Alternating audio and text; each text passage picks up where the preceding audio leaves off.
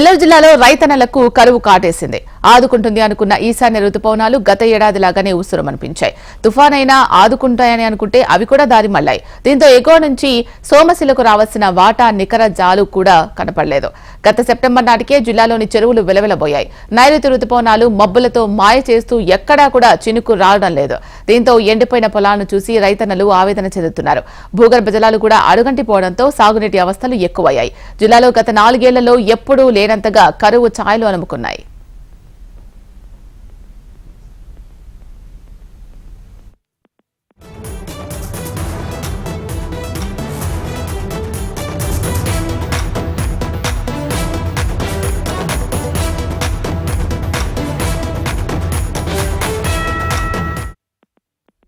జిల్లాకు ఎగువన 70 టీఎంసీల సామర్థ్యం కలిగిన సోమశిల ప్రాజెక్టు ఉంది.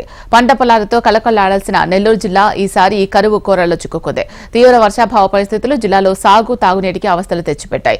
79 టీఎంసీల సామర్థ్యం కలిగిన సోమశిల ప్రాజెక్టు 7.30 టీఎంసీలకు అడుగంటింది. 65 టీఎంసీలతో కలకల్లాడాల్సిన కండలేరు జలాశయం 5 టీఎంసీల నీటి మట్టానికి పడిపోయింది. మెట్ట ప్రాంతంలోని చెరువులు, కాలువలు, చిన్న నీటి వనరులు సైతం ఎప్పుడో ఎండిపోయాయి. దీంతో సాగునీటితో పాటు తాగునీరు గగనమైంది.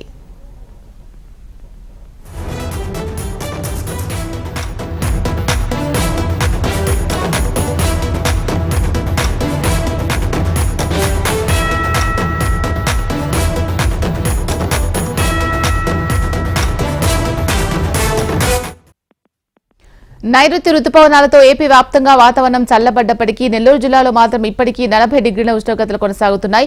ఉమ్మడి నెల్లూరు జిల్లాలో వర్షాభావ పరిస్థితుల నేపథ్యంలో కరువు అంచనా వేసేందుకు కేంద్ర ప్రభుత్వ బృందం పర్యటించింది. దీంతో జిల్లాలోని కరువు పరిస్థితి తీవ్రతను విచారించేందుకు అధికారులు సమీక్ష నిర్వహించారు. కేంద్ర పశు సంవర్ధక శాఖ డైరెక్టర్ సందీప్ శర్మ నేతృత్వంలో మన్ను జీ ఉపాధ్యాయ్, మదన్ మోహన్ మౌర్యలు సభ్యులుగా ఉన్నారు. ఇప్పటికే జిల్లాకు చేరుకున్న ఈ కేంద్ర బృందం ఆయా ప్రాంతాల్లోని రైతులతో ముఖాముఖి నిర్వహించనుంది. కాగా ఈ బృందం ఇచ్చే నివేదికలను అనుసరించే కేంద్ర ప్రభుత్వం నెల్లూరు జిల్లాకు కరువు సాయం అందజేయనుంది.